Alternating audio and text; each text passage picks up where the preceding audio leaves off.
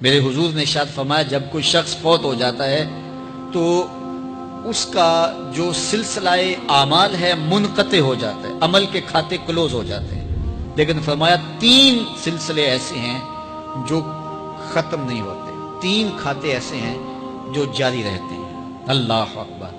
سب سے پہلے صدقہ جاریہ، دوسری بات میرے حضور نے ارشاد فرمایا علم جس سے لوگ نفع پائیں۔ اللہ اکبر۔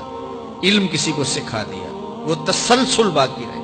ہمارے استاد قبروں میں چلے گئے، لیکن آج ہزاروں طلباء کو اور لاکھوں عوام کو ان کے دیے ہوئے جو سبق تھے جو انہوں نے ہمیں پڑھایا آج ہم لوگوں کو بتا رہے ہیں، تو ان کی روح کو اس کی برکت پہنچ رہی ہے، پھر یہ ان کے استاد، پھر ان کے استاد۔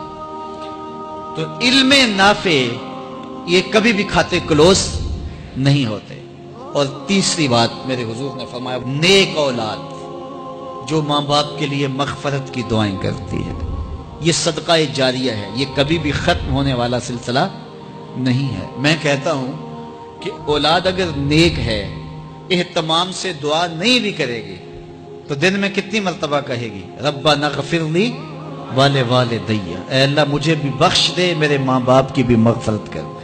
ایک شخص کے 5 بیٹے ہیں، 4 بیٹیاں ہیں، 3 بیٹے ہیں، 4 بیٹیاں ہیں، تو اب سارے نمازی ہیں، تو روزانہ 5 نمازوں میں کتنی مرتبہ ربنا اغفر لی ولوالدی۔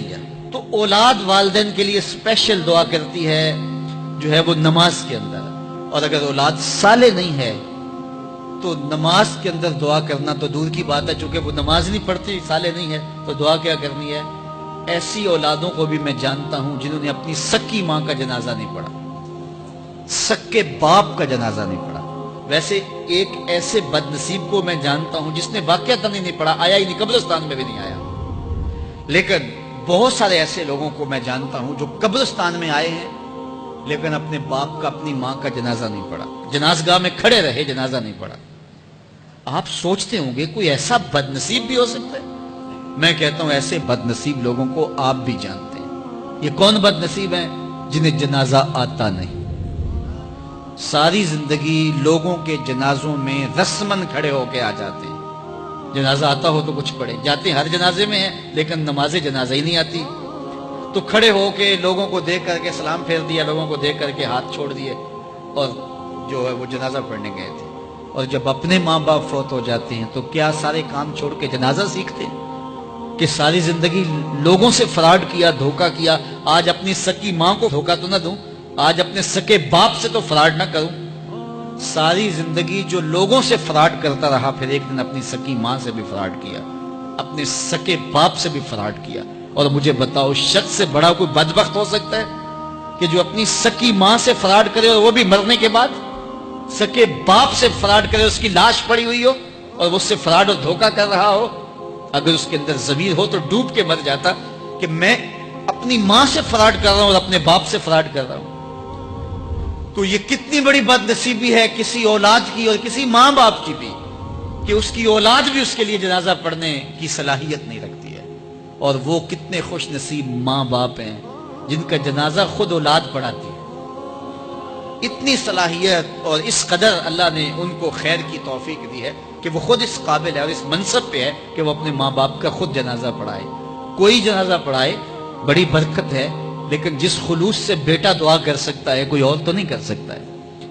تو اپنی اولادوں کو نماز جنازہ سکھاؤ، اپنی اولادوں کو دین سکھاؤ، یہ عادی بن جائے نماز کے، تاکہ بعد از انتقال دعاؤں کے سلسلے جاری رہیں۔ جو شخص روزانہ اپنے والدین کے لیے مغفرت کی دعا مانگے، والدین زندہ ہوں تب بھی، فوت ہو گئے ہوں تب بھی، علماء فرماتے ہیں ساری زندگی اس کے رزق میں بے برکتی نہیں آ سکتی۔